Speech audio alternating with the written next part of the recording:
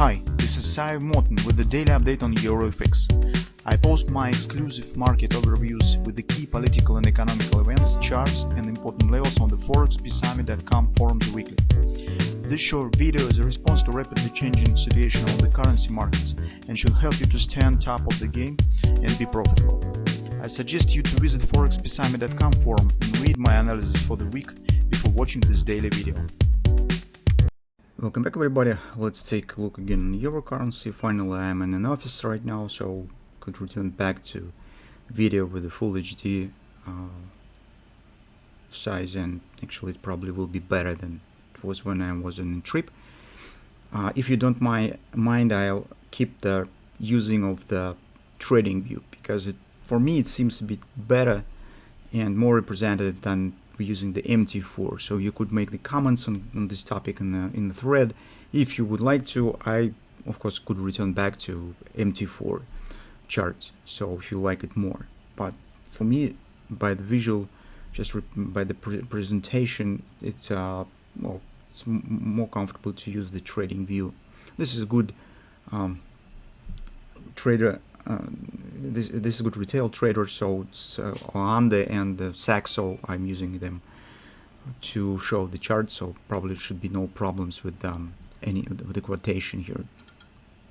So anyway, speaking about the euro currency, you could see that the market has completed our first target that we discussed in the weekend, that we said that based on the fundamental background and that we see currently the performance on the euro currency, bearish looks better.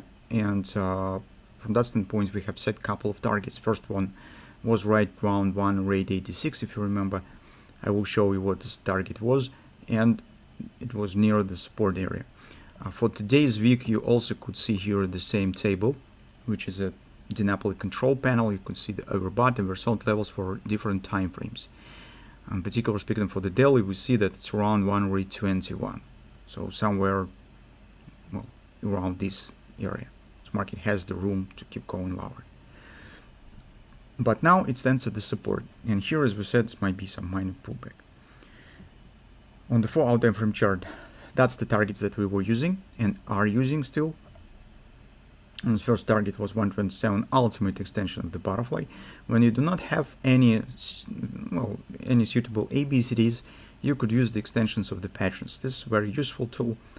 It's very handy, especially when you do not have the extensions, and lets you to estimate at least nearest standing targets. So first one is here. Next one that we are considering is 1.846 and 1618 extension of the same butterfly that we were trading seriously recently, and this is actually part of the failure head and shoulders that we discussed. Now market mostly has completed minimum requirement for the failure head and shoulders. It's dropped under the head, and let's take a look, dropped out of the trending range of this consolidation of this head and shoulders pattern. So it dropped out, and if a correct, market should not show too significant retracements to the upside to keep the bearish context. In general, currently everything, well, stands friendly to the bearish context on the euro currency, because if we take a look, for example, on the United States Treasury yields, this is what we discussed also in our weekly report. Take a look even technically with the grabber. Here, bullish reversals, we said yields will rise. And let's take a look in recent 3 sessions. We have significant rising of the yields of the 10-year bonds. It even has erased this nicely looking engulfing and reversal bar. It was really fast action breaking this level. Those of you who are watching our videos, you know that here is actually solid confluence level on the monthly chart. If you will see it, I'll try to show you. And this is important resistance area. Probably that's not the confluence. Sorry guys, this confluence.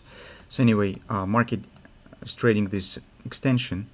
This first target that has been completed, flag, now moving higher, and the next destination point will be around 5%. This is yield for a 10-year bond, so it's a really outstanding possible action. I'm not telling that it will be very fast, but still, this is, well, I don't know how to call it. It's actually it's levels that have not been seen for a very, very long time. So last time it was in 2070, 2080 crisis. It's right there. So currently it's not really, we're not interested with that. The only thing that is important is that yields are raising, and it supports and adds some support to the dollar. That's why on the euro currency, this automatically brings some pressure on the euro, just because dollar is becoming stronger. So and from that standpoint, I think that this is the next target that we could consider in the nearest time. It's around 1.45, 1.50 area. On the longer time frame, on hourly chart, here is the most tricky moment stands. So first of all, you could see that market barely hasn't completed the 1618 extension. It's 1.61 with this pullback up from the target on the 4 time frame chart and the Fib level on the daily. But this level is still valid. And I'm not excluding the moment where market will try to complete it first before showing the pullback. That's why here I put the butterfly shape here. It's just you could think about it and decide what to do, because well, because the chance that this could happen not really small, because actually you could see what's happening, what's going on right there. So market hasn't taken out with this top. It's just showing gradual slow action and stand below the A point. Until it stands there, butterfly is possible. So since we're not considering taking the new long position by far, at least in the daily and 4 time frame chart, this is not really a big deal for us. We could try, for example, taking minor short position right there, some minor part, let's say 25%, 30% of our common trading lot, and just sit on the hands. If market will show A, B, C, D to the OP around the confluence 109.55, that's great. We could take the second half and then be possessed for a possible downward action.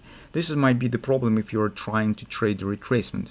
If you're a scalp trader and you would like to buy with this ABCD pattern, that might be the problem, because in this case you have to place stop below the XOP. And from that standpoint, well, it makes not really attractive. So you can see what the distance to the target, what the distance to the risk. So risk-reward ratio less than the 1-to-1. So it's not really good trading. And if you would like to do this, probably you have to wait for resolving problem with the butterfly somehow. But for us, it's just some moments. Particularly speaking, if you're, for example, take some part of your position here and you see the butterfly starts working, dropping right back down. For instance, you could try and take the profit around this area and then see another pullback here. It's one of the options that you have.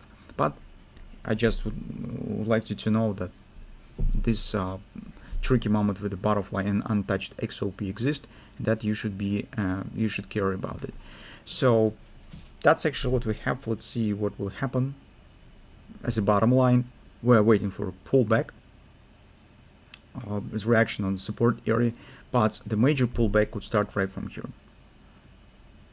That's why currently it's most I think acceptable level for position taking. I'm speaking only about the bearish positions.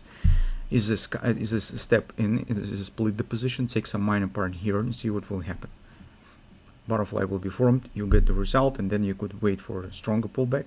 If no butterfly will be, market will just proceed higher to the OP. Here we consider around the confluence area taking the rest of our position and see what will happen next.